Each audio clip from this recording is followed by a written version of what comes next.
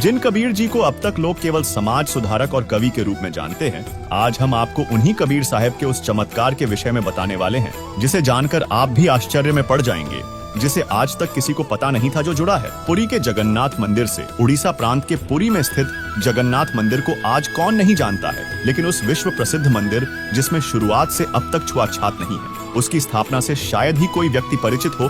तो आज हम आपको कबीर साहब के चमत्कार और जगन्नाथ मंदिर बनने तथा उसमें स्थापित मूर्ति के बनने की सच्ची घटना से परिचित करवाने वाले हैं। तो चलिए वीडियो को शुरू करते हैं। सर्वविदित है कि दुर्वासा जी के श्रापवश 56 करोड़ यादव श्री कृष्ण के सामने आपस में लड़कर मर गए थे और श्री कृष्ण की मृत्यु भी एक शिकारी के विषाक्त तीर लगने से हुई थी। जब इस घटना की जानकारी अर्जुन तथा युधिष्ठिर आदि पांचों पांडव को हुई तो जिस स्थान पर श्री कृष्ण विषाक्त तीर के लगने से तड़फ रहे थे वहां पहुंचे तो श्री कृष्ण ने अर्जुन से कहा कि मेरे शरीर को जलाकर इसकी राख को काष्ठ की पेटी यानी संदूक बनवाकर उसमें डालकर पूर्ण रूप से बंद कर देना और समुद्र में बहा देना।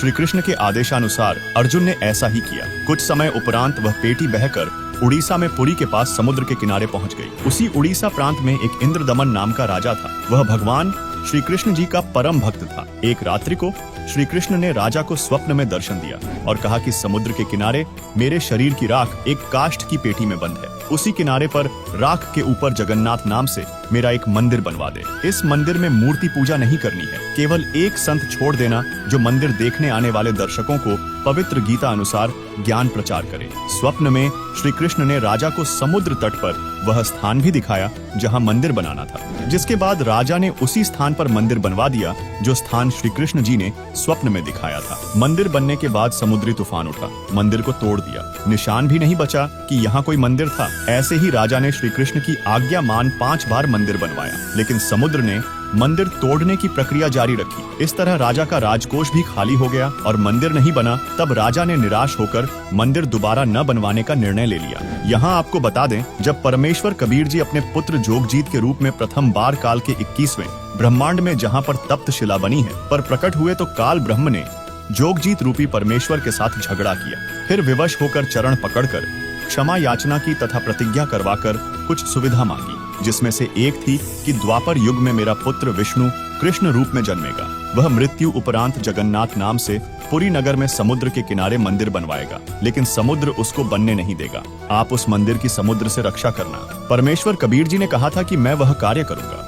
उसी वचन अनुसार कबीर जी संत रूप में राजा इंद्रदमन के पास प्रकट हुए तथा राजा से पुनः मंदिर बनवाने का आग्रह किया और कहा कि अब की बार समुद्र मंदिर नहीं तोड़ेगा, मैं समुद्र को रोक दूंगा। किंतु राजा ने श्री कृष्ण को सर्वोपरि मानते हुए संत रूपी कबीर परमेश्वर पर विश्वास नहीं किया और कहा कि जब श्री कृष्ण समुद्र को नहीं रोक सके तो फिर भला आप क्या कर पाओगे। परमेश्वर ने कहा, इंद्रदमन, जिस परमेश्वर ने सर्व ब्रह्मांडों की रचना की है वही सर्व कार्य करने में सक्षम है, अन्य प्रभु नहीं। लेकिन राजा नहीं माना तो संत रूप में आए कबीर परमेश्वर ने अपने रहने का स्थान बताकर वहां से आ गए। उसी रात्रि में श्री कृष्ण जी ने राजा इंद्रदमन को पुनः दर्शन दिए तथा कहा, इंद्रदमन, एक बार फिर मंदिर बनवा दे। जो तेरे पास संत आया था उससे संपर्क करके सहायता की याचना कर, उसकी भक्ति शक्ति का कोई अंत नहीं है। जिसके बाद राजा ने स्वप्न का पूरा वृतांत अपनी रानी को बताया। रानी ने कहा, प्रभु कह रहे हैं तो आप मत चूको, प्रभु का महल फिर बनवा दो। रानी की सद्भावना युक्त वाणी सुनकर राजा ने कहा, अब तो कोष भी खाली हो चुका है, यदि मंदिर नहीं बनवाऊंगा तो प्रभु रुष्ट हो जाएंगे। मैं तो धर्म संकट में फंस गया हूँ। रानी ने कहा, मेरे पास गहने रखे हैं, उनसे आसानी से मंदिर बन जाएगा। आप यह गहने लो तथा प्रभु के आदेश का पालन करो। यह कहते हुए रानी ने सर्व गहने जो घर में रखे थे तथा जो पहन रखे थे निकालकर प्रभु के निमित्त अपने पति के चरणों में समर्पित कर दिए। तब राजा इंद्रदमन संत रूपी कबीर जी के पास गया और समुद्र को रोकने की प्रार्थना की। प्रभु कबीर जी के आदेशानुसार राजा ने जिस ओर से समुद्र उठकर आता था वहां समुद्र के किनारे एक चौरा यानी चबूतरा बनवा दिया। उस पर कबीर परमेश्वर बैठ गए। जिसके बाद राजा इंद्रदमन ने 6वीं बार मंदिर बनवाना प्रारंभ किया और मंदिर बनते ही लगभग 40 फुट ऊंचा समुद्र का जल उठा, जिसे समुद्री तूफान कहते हैं, तथा मंदिर तोड़ने के लिए बहुत तेजी से आगे बढ़ा। तब कबीर प्रभु ने समुद्र को अपने आशीर्वाद से रोका और इस तरह मंदिर की स्थापना हुई थी तथा उसके बाद से आज तक समुद्र ने कबीर प्रभु की कृपा से मंदिर को क्षति नहीं पहुंचाया। चलिए अब जानते हैं कि जगन्नाथ मंदिर में स्थापित मूर्तियां कैसे बनी। मंदिर बनने के दौरान नाथ परंपरा के एक सिद्ध महात्मा पहुंच गए। उन्होंने राजा से कहा, राजन, बहुत अच्छा मंदिर बनवा रहे हो, इसमें एक मूर्ति भी स्थापित करनी चाहिए। मूर्ति बिना मंदिर कैसा, ये मेरा आदेश है। राजा, नाथ जी से डरकर आदेशानुसार चंदन की लकड़ी की श्री कृष्ण की मूर्ति बनवाना प्रारंभ किया। तो अन्य गुरु संतों की सलाह अनुसार राजा ने श्री कृष्ण, बलराम और सुभद्रा 3 मूर्तियों के निर्माण का निर्णय लिया, लेकिन मूर्तियां बनते ही टुकड़े टुकड़े हो गईं। इस तरह 3 बार मूर्तियां खंडित हो गईं। राजा बहुत चिंतित हुआ, जिसके बाद कबीर परमेश्वर 80 वर्षीय शिल्पकार का वेश धारण कर राज दरबार में प्रकट हुए। शिल्पकार के रूप में भगवान ने राजा से कहा, मुझे मूर्तियां बनाने का 60 साल का अनुभव है। चंदन की मूर्ति हर शिल्पकार नहीं बना सकता। यदि आप मुझे अनुमति दें तो आपका सेवक उपस्थित है। तब राजा ने कहा, आप मेरे लिए भगवान ही कारीगर बनकर आए लगते हो। मैं बहुत चिंतित था, सोच ही रहा था कि कोई अनुभवी कारीगर मिले तो समस्या का समाधान बने। आप शीघ्र मूर्तियां बना दो। तब वृद्ध कारीगर रूप में आए कबीर प्रभु ने कहा, राजन मुझे एक कमरा दे दो, जिसमें बैठकर प्रभु की मूर्ति तैयार करूंगा। मैं अंदर से दरवाजा बंद करके स्वच्छता से मूर्ति बनाऊंगा। ये मूर्तियां जब तैयार हो जाएंगी तब दरवाजा खुलेगा। यदि बीच में किसी ने खोल दिया तो जितनी मूर्तियां बनेगी उतनी ही रह जाएंगी। राजा ने कहा, जैसा आप उचित समझो वैसा करो। 12 दिन मूर्तियां बनाते हो गए तो नाथ जी वहां पहुंच गए। राजा ने उन्हें स्थिति से अवगत कराया। नाथ जी ने कहा कि मूर्तियां देखनी चाहिए, कैसी बना रहा है, बनने के बाद क्या देखना है। ठीक नहीं बनी होंगी तो ठीक बनवाएंगे। यह कहकर नाथ जी राजा इंद्रदमन को साथ लेकर उस कमरे के पास जाकर आवाज लगाई, कारीगर द्वार खोलो। कई बार कहा, परंतु द्वार नहीं खुला तथा जो खट खट की आवाज आ रही थी वह भी बंद हो गई। नाथ जी ने कहा कि 80 वर्षीय वृद्ध बता रहे हो, 12 दिन खाना पीना भी नहीं किया है, अब आवाज भी बंद है, कहीं मर न गया हो। जिसके बाद धक्का मारकर दरवाजा तोड़ा गया तो 3 मूर्तियां रखी थी। तीनों के हाथ के व पैरों के पंजे नहीं बने थे। कारीगर अंतर ध्यान था।